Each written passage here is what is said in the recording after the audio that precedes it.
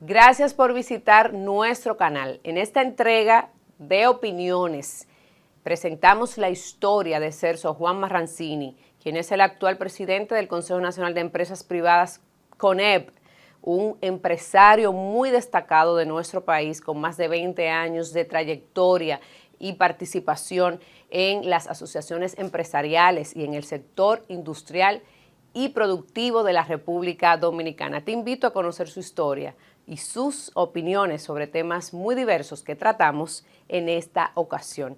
Quiero igualmente invitarte a que te suscribas a nuestro canal, a que compartas nuestro contenido, le des like y por supuesto a que actives la campanita de notificaciones.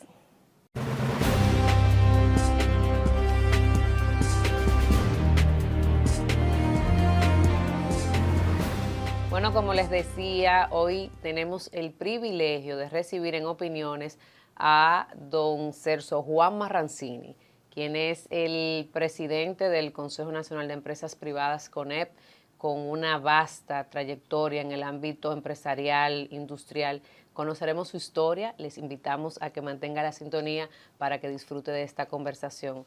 Buenas noches, bienvenido a Opiniones.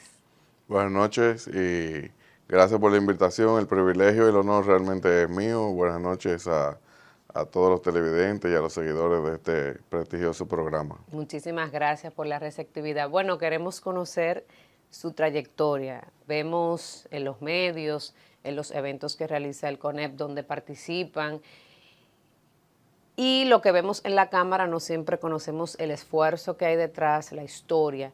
Y la primera pregunta, y me llama la atención, que al parecer siempre ha sido muy disciplinado porque se graduó magna cum laude de Ingeniería Química. Entonces, ¿cómo se da esta incursión de estudiar Ingeniería Química al ámbito empresarial y cuál pudiera ser esa primera oportunidad para incursionar en los negocios? Bueno, realmente yo siempre pensé en mi vocación, yo creo que siempre estuvo en el sector empresarial. Sin embargo, yo siempre pensé estudiar algo que no tuviera que ver con administración de empresa o alguna carrera relacionada, como forma de poder complementar y poder adquirir otros conocimientos. Eh, y en este caso, pues, a mí me atraía la química, como la familia tiene negocio en la industria química, pues obviamente esa era una opción que sonaba muy atractiva, también economía, y al final terminé eligiendo la carrera de ingeniería química, que la hice en la Universidad Pedro Enrique Ureña, y bueno, la verdad que me dio una base que yo digo que hay matemáticas de la química que se aplican a la economía si uno lo ve matemáticamente, o sea que realmente creo que fue una buena elección porque me siento que me dio una base de conocimiento interesante que lo he aplicado toda mi vida. Suena un poco extraño, habría que estudiar química para entenderlo. Por lo regular no le gusta esa asignatura de química, siempre hay un poco de temor al álgebra, a la química, a la física. Sí, esa es la realidad. Suena a todo el que sabe que yo estudié química me pregunta como 3 veces que sí es verdad. Y éramos un grupo muy pequeño en la UNFU, o sea que eso se refleja. Éramos en la carrera, empezamos, creo que fueron 6 y todos terminamos, pero por diferencia de tomar verano o de selección de materia, algunos se graduaron a diferentes tiempos. Pero es un reflejo de que tal vez intimida un poco la carrera. Claro. Sin embargo, es una carrera que, igual que otra de la rama de la ciencia y de la tecnología, los países necesitan precisamente tener más graduados en ese tipo de carrera. Y bueno, realmente puede que intimide, pero no, Bueno, no mata. los frutos están ahí, ya vemos que da resultados. Su incursión a las asociaciones de empresas, ¿viene por la tradición familiar o ha sido algo personal un compromiso de algún tipo de aportar. ¿Qué le hizo incursionar en esta parte o en la dirección de una asociación empresarial que además demanda de mucho tiempo y muchos compromisos? Bueno, antes después de estudiar química, pues yo estudié administración de empresas y al incursionarme en los negocios, realmente en parte por la tradición familiar de mi papá, que estuvo en gremio muchísimos años. Eh, yo creo que obviamente por ahí fue que vino la oportunidad de ingresar a los gremios. En este caso fue la Asociación de Industria, que entré no era la directiva, eran unas comisiones eh, técnicas donde en aquella época se evaluaban las negociaciones de los tratados comerciales que en aquella época se negociaban. El primero fue el de Centroamérica. Y bueno, así fue que yo me incursioné. Y la otra parte es, que yo siempre lo digo, la parte familiar puede que dé la oportunidad, pero la vocación tiene que existir.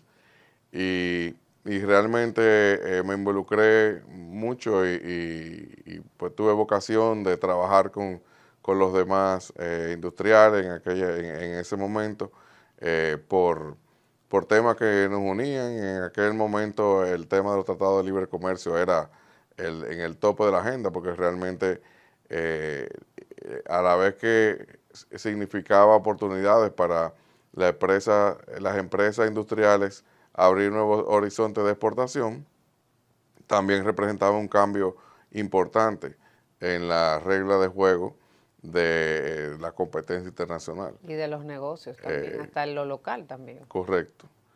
Entonces, era un tema muy sensible y por eso se le daba un seguimiento. Yo recuerdo en una época habían reuniones hasta diarias, después de las 5 de la tarde. En aquella época no había mucha tecnología, no es que yo sea tan De viejo. qué época, de qué década, de cuántos años hablamos? La, 90. la negociación del tratado con Centroamérica fue a finales de los 90, si no recuerdo mal, 98, 99. Ahí fue que yo incursioné en la Asociación de Industria, en las comisiones, no en la directiva. En la directiva incursioné me parece que fue en el año 2001, con la directiva de doña Elena Villella. Estos tratados, ¿entiende usted que han sido parte del crecimiento que muestra el sector empresarial dominicano hoy en día y del crecimiento económico del país, del desarrollo, de todo lo que estamos viviendo hoy? Sí, definitivamente los tratados han sido elementos clave de la transformación que ha tenido todo el empresariado, no solamente el sector industrial, porque a través de incursionar al libre comercio y hacer estos tratados, sobre todo el DERE-CAFTA con los Estados Unidos, también el EPA con la Unión Europea, pues el país cambió y se puso en el centro En el ojo del mundo, en digamos. el ojo del mundo, un acceso a un mercado combinado entre la población de todos los países que lo componen, de más de 1.000 millones de personas. También abrió las puertas un poco más, cada vez más, a la inversión extranjera. Y estamos Y compitiendo nosotros en igualdad de condiciones o por lo menos en pocas desventajas con las grandes economías que importan y exportan y hacen negocio en nuestro país. yo creo que hemos avanzado mucho. La competitividad es una canasta de factores. Eh, en aquella época siempre señalábamos mucho la desigualdad o la desigualdad en las exportaciones de Centroamérica hacia acá y versus la República Dominicana. O sea, el desbalance en la balanza comercial. Y siempre atribuimos a factores de competitividad como el costo de energía, en aquella época mano de obra, transporte, etcétera. Pero realmente la competitividad tiene que ver con una canasta mucho más amplia de factores que tienen que ver con la conectividad, la infraestructura, la misma economía de un país. No es lo La mismo un educación, el país, nivel de educación eh, del la personal, educación, el comportamiento de la de la economía. No es lo moneda. mismo un país que tiene estabilidad cambiaria y crecimiento económico que uno que tiene devaluación y su economía no crece. Entonces, en eso nuestro país ha avanzado mucho. Nuestra economía ha crecido de forma sostenible. Si lo comparamos con los tratados, pues por más de 20 años, con estabilidad cambiaria, con estabilidad macroeconómica, con estabilidad política, que al final todo eso se refleja en una paz social y nuestros competidores o los países con los cuales nos comparamos no han tenido esa suerte. Sin embargo, hay factores de competitividad que podemos seguir mejorando. Uno de ellos es la educación, la formación técnica, todavía el tema eléctrico. Y de lo que se trata es que esa canasta de factores siempre esté en el centro eh, del objetivo de las políticas públicas de un país que tiene que seguir impulsando y desarrollando sus sectores productivos, porque sin industria, sin sectores productivos, sin zonas francas, sin turismo, no hay, un país no se puede Desarrollar, desarrollar. Y eso ha sido evidentemente. la clave y eso tiene que seguir siendo la clave del éxito. De hecho, otro factor que nos caracteriza y que nos convierte en una ventaja relativa con los países que consideramos competidores es lo diversificado de nuestra economía. Tenemos minería, tenemos turismo, zona franca, industria, comercio, una banca muy, Sólida y muy estable. fuerte. Tenemos un mercado de capitales que se desarrolla.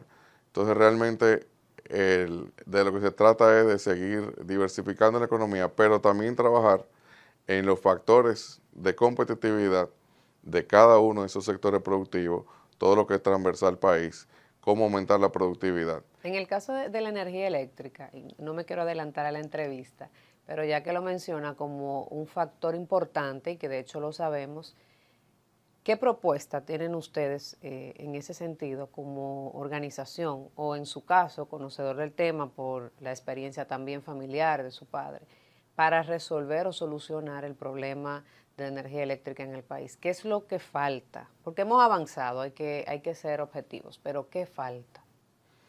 Bueno, hemos avanzado definitivamente en todo lo que es generación. El país ha sido capaz de aumentar la producción energética en la medida que la demanda ha aumentado.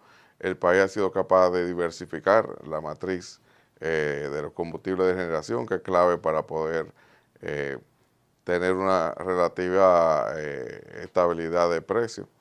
Eh, y definitivamente también en la calidad, hasta cierto punto. Donde hay una deficiencia importante es en la distribución y en la comercialización de la energía. Y eso se refleja en el déficit que tienen las distribuidoras eléctricas que son del Estado y sumando las pérdidas y otros factores, hacen que el presupuesto nacional cargue con lo que se llama el déficit Subsidio. eléctrico. A pesar de que para el usuario final que pagamos nuestra energía es una energía costosa, digamos, comparado con otros países que tienen más estabilidad y muchas veces el precio que pagamos se compara o es más alto. ¿Por qué esto? ¿Por la estructura? Sí, pero ojo, la estructura de costo es una cosa y la ineficiencia de la comercialización y la distribución es otra. Son dos cosas diferentes. Al final,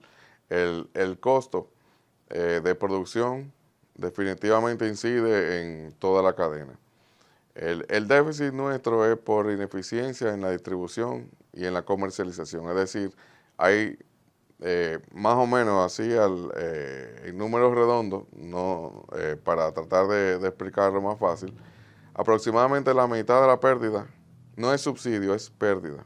La mitad de la pérdida se pierde en las redes y en todo lo que es necesario para llevar la electricidad hasta el usuario final. Y la otra mitad se pierde por falta de pago, por falta de contadores, por falta de poder cobrar, o una suma de factores, por evasión, etcétera. Entonces, eso no es un subsidio, eso es una pérdida por ineficiencia, y esa pérdida es lo que en su mayoría conforma el déficit del sector eléctrico. Lo otro es la tarifa, pero ese es otro tema. Es un tema muy complejo. Yo sé Y realmente nunca hemos propuesto que se elimine el subsidio a quien lo necesita. Pero eso es una cosa, y sensibilizar la tarifa es otra y es necesaria. Y lo más importante es eficientizar las empresas de distribución del Estado para que ese déficit se convierta en un superávit, y para que todo ese recurso que se destina del presupuesto de la nación, que es aproximadamente un 2% del PIB, o más de 100.000 millones de pesos, puedan ingresar al Estado para que se pueda invertir más en obras o en bienes y servicios que necesita la población. Una pregunta antes de esta primera pausa, para abordar un poco lo personal y no desconectarnos, seguir llevando la línea. ¿Cuál es la cualidad que más admira de su padre? Y si cuando usted se le aprieta la cosa en el CONEP, lo llama para consultarle, papá, ¿qué debo hacer? ¿Me está pasando esto? Bueno, mi papá tiene muchas virtudes. Una de ellas es que tiene una capacidad de trabajo, de perseverancia increíble. Entonces, cualquiera que se desanime por una situación adversa, yo recomiendo que por lo menos eso es lo que yo hago. Yo lo veo en él y digo, no, pero esto no es nada. Porque él realmente tiene una capacidad de trabajo y de perseverancia impresionante. Lo otro es que es una persona sabia, y que consultarlo es encontrar la luz al final del túnel de cualquier problema. Así que para mí siempre ha sido una costumbre y un privilegio poder consultarle cada vez que necesito una orientación. Muy bien, bueno, tenemos que hacer una pausa. En breve continuamos esta interesante conversación con Celso Juan Marrancini, presidente del CONEP.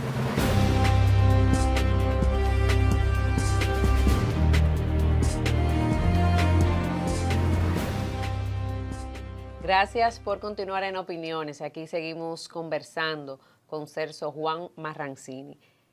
Cuando no está en agenda, una agenda me imagino sumamente cargada, con tantas responsabilidades en diferentes instituciones, ¿a qué se dedica? ¿Cómo saca un tiempo de ocio?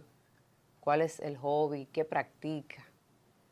Bueno, yo trato de sacar por lo menos un día en los fines de semana y salir de la ciudad, y compartir con mi familia, eh, ver, aunque no soy creador ni nada de eso, pero mi hijo es fanático de los caballos y pasear en caballo.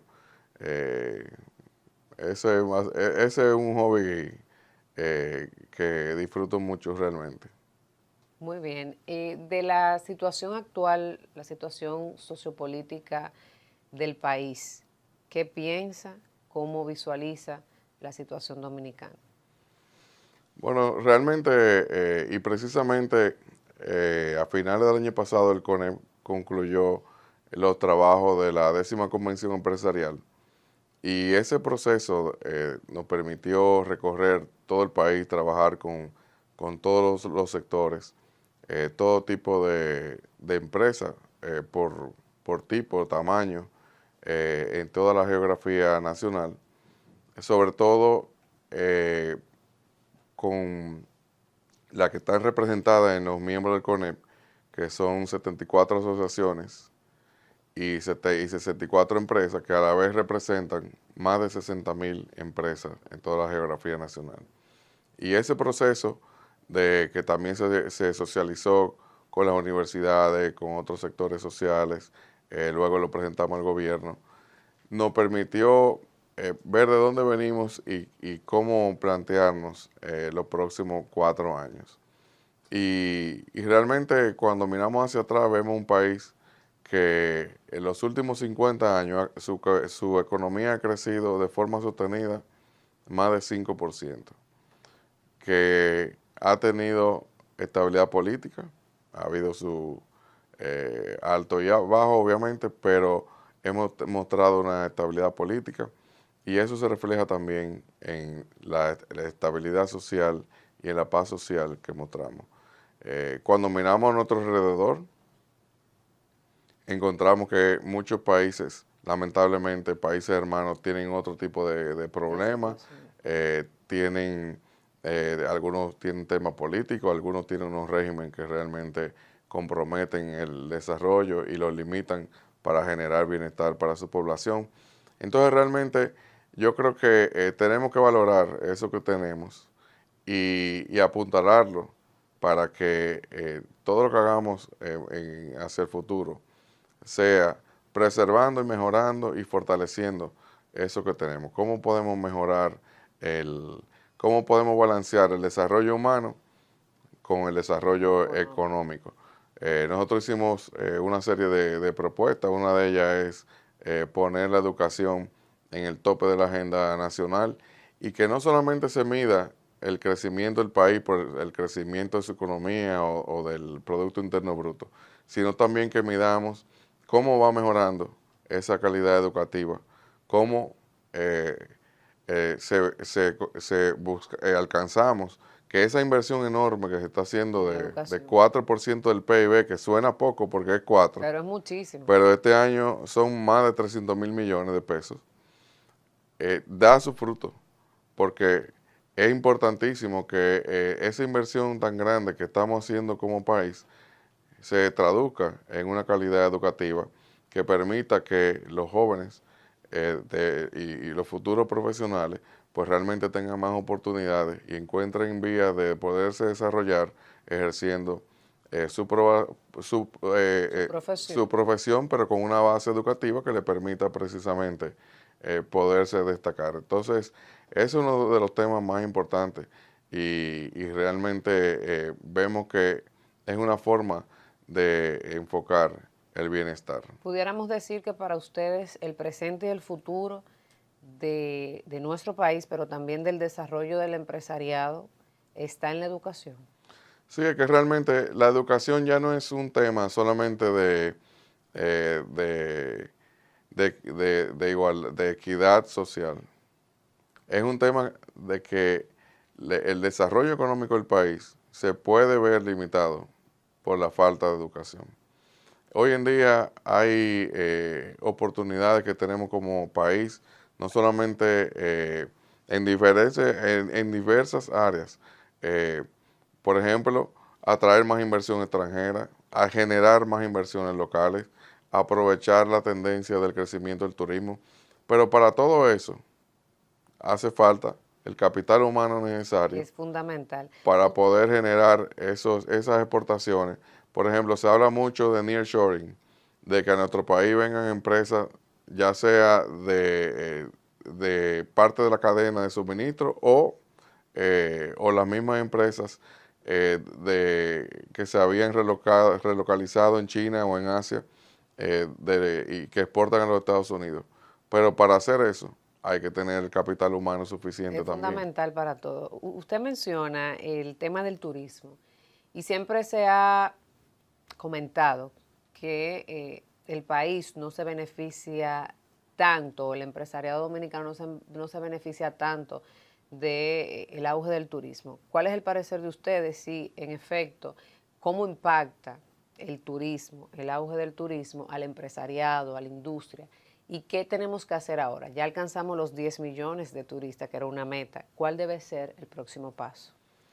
Bueno, realmente el turismo es uno de los motores de nuestra economía, sin lugar a dudas. El turismo genera una cantidad de desarrollo inmenso y de bienestar.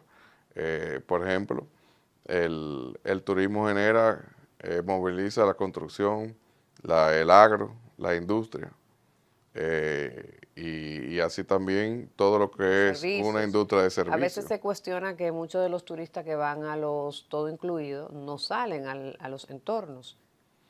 Bueno, pero eso es otro tema. El turismo sin lugar a duda, moviliza todos esos sectores porque cada vez más nuestra economía, que es diversificada, se caracteriza por los encadenamientos productivos, es decir, que un sector le vende al otro. Sin lugar a duda, el agro suple los hoteles, la industria suple los materiales de construcción, pero también los insumos, productos hasta de limpieza. El turismo, cuando se reactivó luego de la pandemia, tenía todo aquí. Entonces realmente eso es una fortaleza de nuestra economía y eso es uno de los beneficios del turismo y de una economía diversificada. Luego, obviamente, como todo sector, ha avanzado mucho. Este año se logró la meta que antes era un sueño de llegar a 10 millones de visitantes. Pero hay que seguir por más, hay que seguir ampliando la cantidad de habitaciones. Abrir nuevos destinos, por ejemplo, ahora el sur, que Hay que está llevarlo a en otro destino, proceso se de está abriendo el desarrollo. sur, se está trabajando en el norte, en Puerto Plata, pero hay más pueblos turísticos, tenemos Samaná, que es una belleza natural. Entonces hay muchos retos, hay también que buscar cómo aumentar el valor agregado nacional, es decir, que el turista cada vez gaste más, seguir trabajando con los cruceros. Hay que seguir trabajando también en los temas de sostenibilidad que son clave para el turismo, que cada vez más el impacto sea menor, que se siga trabajando en ecoturismo eh, y realmente que sea una actividad cada vez más sostenible, o sea, que siga avanzando. Bueno, para eso tenemos que seguir, ¿verdad?, presentando propuestas y desde el Estado también estrategia y más planificación. Hay una tendencia, sobre todo en nuestra región, de empresarios que han incursionado a la política.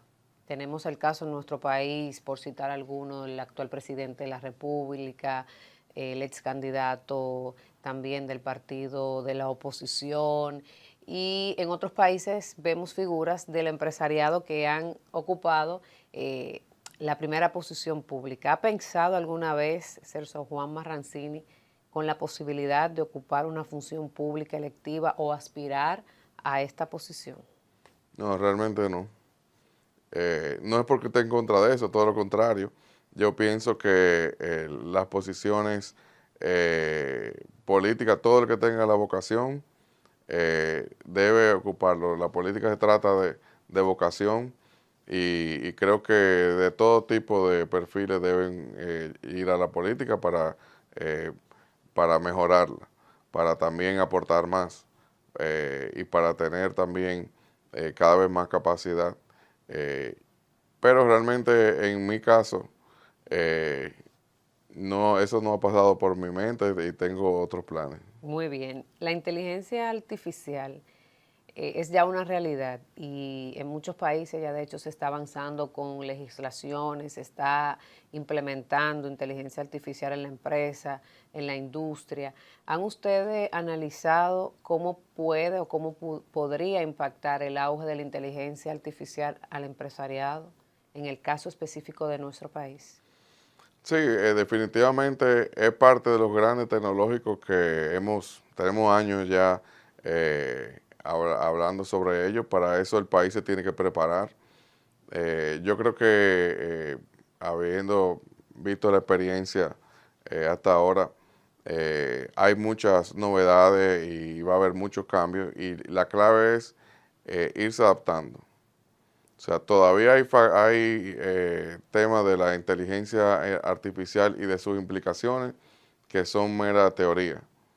Se parece un poco a las discusiones que habían a finales de los 90 Sobre el sobre cambio, el internet, los .com, la banda ancha y todo eso que ya para nosotros es algo normal.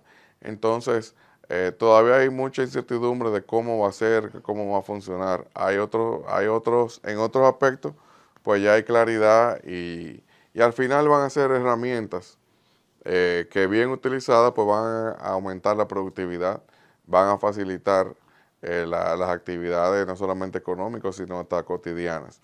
Entonces de lo que se trata es de cómo adaptarnos, cómo aprovecharlo y eso de hecho es una de las grandes oportunidades que tiene nuestro país, porque estamos en un momento de un cambio tecnológico importante, pero también estamos en un cambio o una situación geopolítica cambiante importante.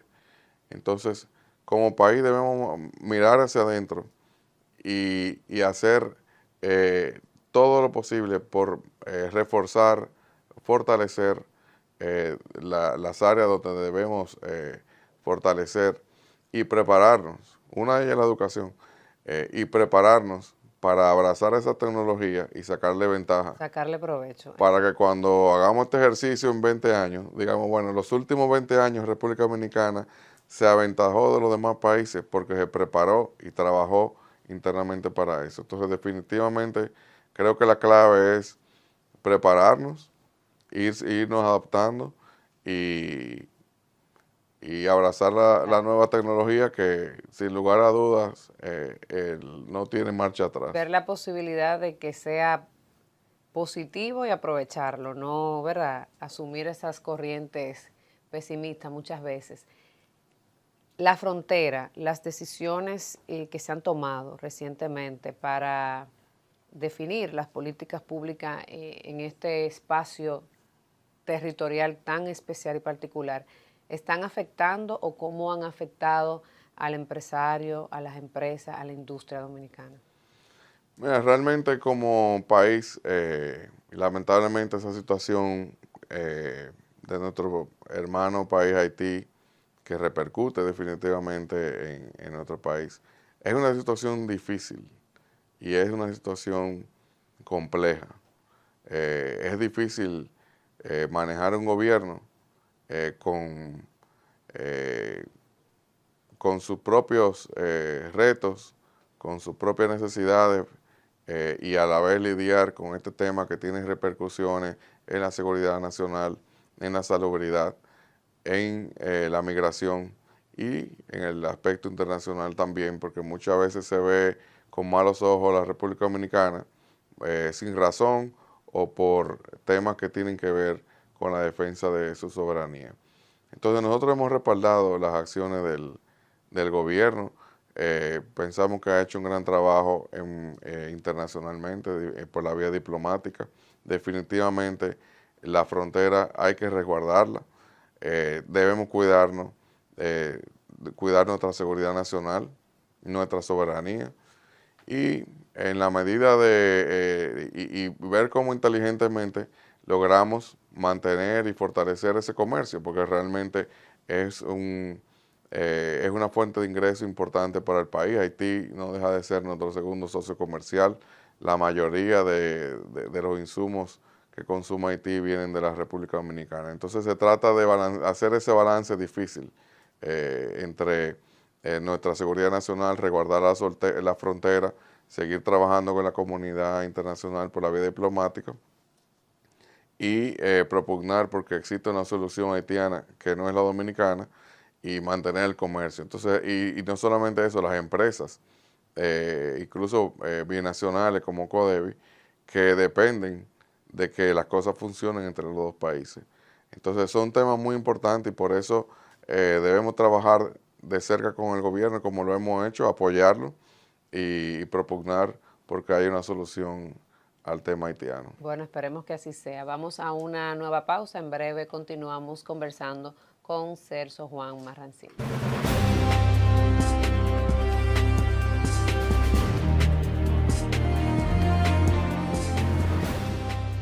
Gracias por seguir en Opiniones. Recuerden nuestras redes sociales, @LenisOpiniones, @LenisGarcía G, nuestro canal de YouTube, Lenis Opiniones, donde podrán ver y disfrutar el contenido que presentamos cada semana. Estamos en un año electoral donde los dominicanos y dominicanas ahora en febrero podremos elegir nuestras autoridades municipales y en mayo las autoridades congresuales y evidentemente presidenciales. El CONEP siempre ha jugado un rol muy importante en los procesos de nuestro país, en los procesos institucionales, democráticos. Vimos la mesa del CES, por ejemplo, recientemente con el tema de las reformas de diversas normativas y nos gustaría saber en esta ocasión cuáles son los planes o qué piensa, de qué forma piensa el CONEP aportar al país de cara a estos procesos electorales que ya estamos en el curso de ellos? Sí, bueno, realmente tradicionalmente y uno de los roles del CONEP es pues apoyar y trabajar por el fortalecimiento de las instituciones.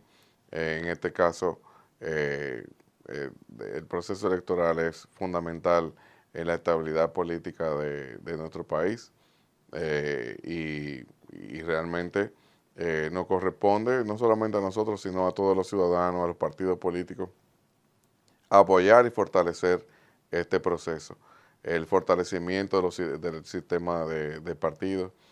Y en eso realmente todos tenemos un rol.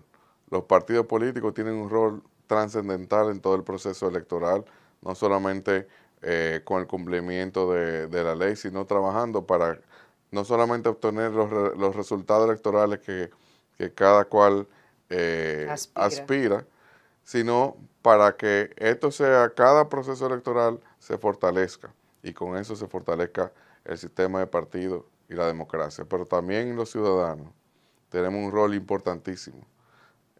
Primero, de ir a votar el día de elecciones, temprano, y también de tomar la decisión, la mejor decisión.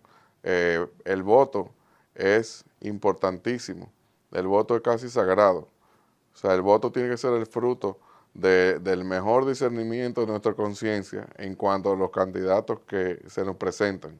No porque una música o cualquier otra dádiva o porque me lo dijo el vecino. Realmente en la medida que ejerzamos ese derecho ciudadano, De forma estamos consciente. contribuyendo al fortalecimiento de la democracia de nuestro país y también somos observadores de los procesos electorales. Así que todos tenemos un rol y la clave es que juguemos nuestro rol y que los procesos electorales sean parte del fortalecimiento de nuestra democracia. Muy bien. Hablando de reformas y en este caso normativas, está un pendiente la reforma fiscal. ¿De qué manera ha impactado al empresariado y cuáles son o cuál es la posición del CONEP en este sentido? Bueno, realmente la reforma del pacto fiscal es un tema pendiente de la Estrategia Nacional de Desarrollo que manda 3 pactos. El pacto educativo, con el cual se llegaron a una serie de acuerdos. Uno de ellos fue duplicar el gasto en educación. El segundo pacto era el pacto eléctrico, mediante el cual pues se acordaron una serie de medidas que buscaban reducir y eliminar el déficit. Y el pacto fiscal, que busca fortalecer y aumentar la sostenibilidad fiscal del presupuesto del gobierno y de las finanzas del Estado. Realmente es un momento de verlo de una forma integral. Realmente el pacto eléctrico no ha dado sus frutos, sus resultados. Hoy en día vemos que la mitad del déficit del presupuesto del Estado viene por el déficit eléctrico. Entonces, una conversación importante que se debe dar al momento de abordar un pacto fiscal es cómo vamos a resolver este problema que debilita los ingresos del Estado y que aumenta la necesidad de poner más impuestos. Entonces, a la hora de hablar ese tema, definitivamente es importante verlo de una forma integral y buscar cómo fortalecer los ingresos del Estado, que realmente es necesario que los ingresos del Estado den primero para pagar los intereses, o sea, entre los El intereses interés de la deuda. y el déficit eléctrico es la mitad del presupuesto, lo cual ha venido en detrimento de su capacidad de inversión en obra de capital. Nuestro país se caracteriza por una conectividad por carreteras, por elevados, por metro, por una serie de obras que cada año hay que seguir construyendo, pero eso se hace aumentando el gasto de capital. Para aumentar el gasto de capital, el gobierno debe tener Ingresos. más ingresos y menos gasto de déficit o gastos que no son productivos. Entonces, lo que se trata es de verlo de una forma integral, cómo fortalecer los ingresos del Estado sin cargar la población, las pymes, Aspiran ustedes, supongo, a que eh, las próximas autoridades, que deben de ser electas prontamente, atiendan con prioridad este tema. sí, definitivamente es un tema que vamos a ver que se va a abordar después del proceso electoral al cual obviamente estamos prestos a participar y siempre queriéndolo ver de una forma integral y que sea lo mejor para el país, que no solamente se vea como un tema de necesidad de ingresos, sino de mejorar el gasto, de eliminar los déficits y de darle una mayor sostenibilidad a los ingresos del Estado y a la deuda pública. Muy bien, dentro de las reformas que se planteaban en el CES, en la mesa técnica, digamos, interinstitucional, formada con los fines de proponer mejoras o modificaciones tanto a la ley de régimen electoral como a la ley de partidos políticos. Se logró una nueva ley de régimen electoral. Sin embargo, aún está pendiente la modificación a esta importante normativa, que usted hablaba muy bien de la importancia de mantener un sistema de partidos políticos fuerte. ¿Ha pensado el CONEP retomar el tema? ¿Cuál es el planteamiento en este aspecto? Sí, realmente pensamos que luego del proceso electoral, eso es un tema que siempre tiene que ser tratado fuera del proceso electoral o lo más alejado posible. Es oportuno que se vuelva a revisar la ley de partido y la ley electoral. Definitivamente se ha avanzado, se han dado algunos pasos, a veces un poco más tímido de lo que quisiéramos, pero definitivamente vemos que dándole seguimiento al proceso electoral, son los mismos partidos que sacan a colación temas que deben ser reforzados en la misma ley electoral. Por ejemplo, el financiamiento de la campaña, los topes, la procedencia del dinero de la campaña, la capacidad de fiscalizarlo. Entonces, todos esos son temas que lo vemos recurrentemente, que los mismos partidos, ya sea en el gobierno o ya sea en la oposición, lo abordan de forma diferente. E incluso cuando cambian Cuando cambian de roles.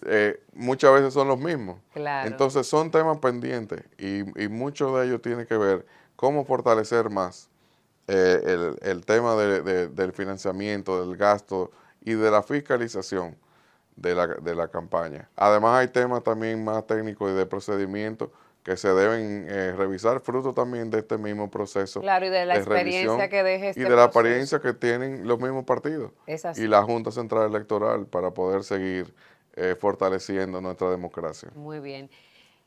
Reforma tributaria. Ya se está hablando también de una posible reforma al Código Tributario, que está generando de hecho mucha polémica. ¿Han podido ustedes evaluar? ¿Se le ha presentado alguna de estas propuestas que pululan en el ámbito jurídico y legislativo? No, realmente nosotros lo vemos en el marco del pacto fiscal. En el marco del pacto fiscal, porque revisar temas tributarios, temas del código tributario, cómo mejorarlo, facilitarlo, hacerlo más eficiente. Bueno, el sector Eh, de los empleadores, de los empleados, los trabajadores, digamos, ha puesto en el tapete el tema en muchos momentos. Ahora el tema central es la parte electoral, pero tienen cierto temor a que se puedan perder algunas reivindicaciones o derechos ya adquiridos por los trabajadores. no, en cuanto al código laboral, realmente se ha seguido trabajando. Nosotros creemos en el diálogo tripartito y definitivamente siempre mantenemos la visión de que todas las propuestas, en el centro de todas las propuestas está el respeto por los trabajadores. Realmente todo lo que es de derecho adquirido, eso no tiene ningún tipo de observación de nuestra parte. Los derechos adquiridos deben ser preservados y todo lo que se haga es buscando cómo mejorar el empleo, cómo seguir trabajando por la mejora del salario y lo más importante, la creación de empleo de calidad, cómo abordar el tema de la informalidad. Eso es importantísimo. Más de la mitad o casi el Casi el 60% 60%. del trabajo es informal. Y de lo que se trata es de buscar la forma de eliminar esa formalidad, pasarlo a la formalidad y poder darle una protección de la seguridad social a toda esa masa de trabajadores que hoy realmente no se rige bajo ningún código, ni de seguridad social, ni De laboral nada, tampoco. y tampoco muchas veces tienen una calidad de vida sostenible. Y ahí volvemos al tema del código de la reforma fiscal integral, que debe de abordar todos esos temas y esos aspectos porque impactan de una u otra forma.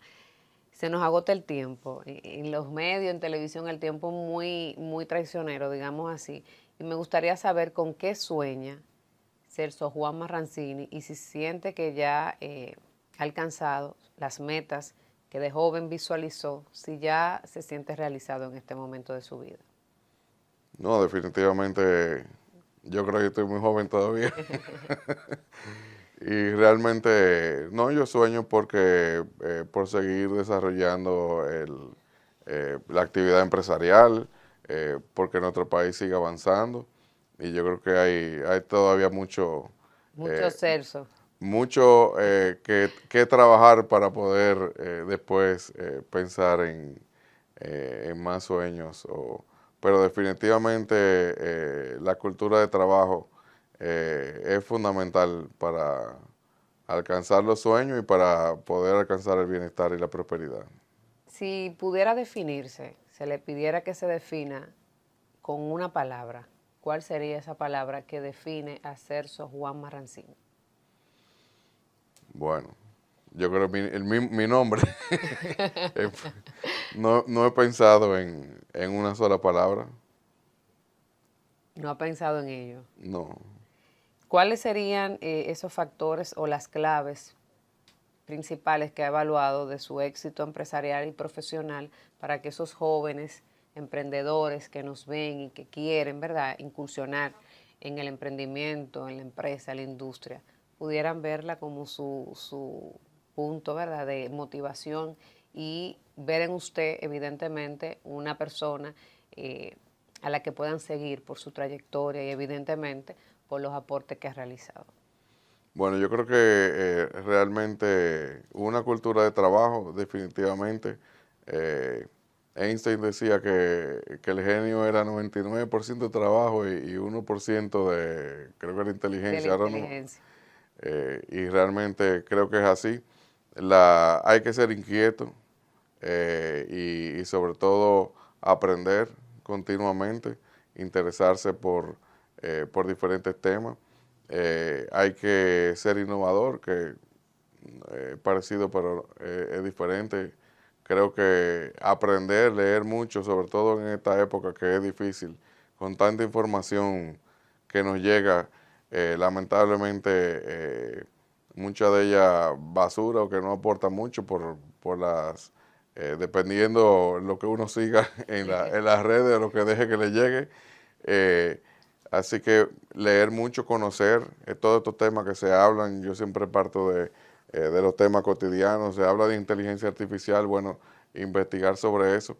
Y eso definitivamente lleva a que cada cual se pueda desarrollar en base a sus propias inquietudes y en base a también buscar las oportunidades y poder aprovecharlas, pero una cultura de trabajo, inquietud, innovación, aprender continuamente, definitivamente lleva a algún lado. Eso, bueno, de eso estamos seguros. Hay una frase muy famosa que dice de creo en la suerte que da el trabajo y es así. Don Celso, ha sido de verdad un gran privilegio compartir su historia, sus conocimientos, sus opiniones y también esas propuestas, los proyectos y cómo está el CONEP abordando todos estos temas de interés para nuestro país. Muchísimas gracias por acompañarnos, por compartir con nosotros. Aquí siempre bienvenido. Muy buenas noches y desearle que continúen los éxitos en todo lo que usted emprenda y en sus responsabilidades.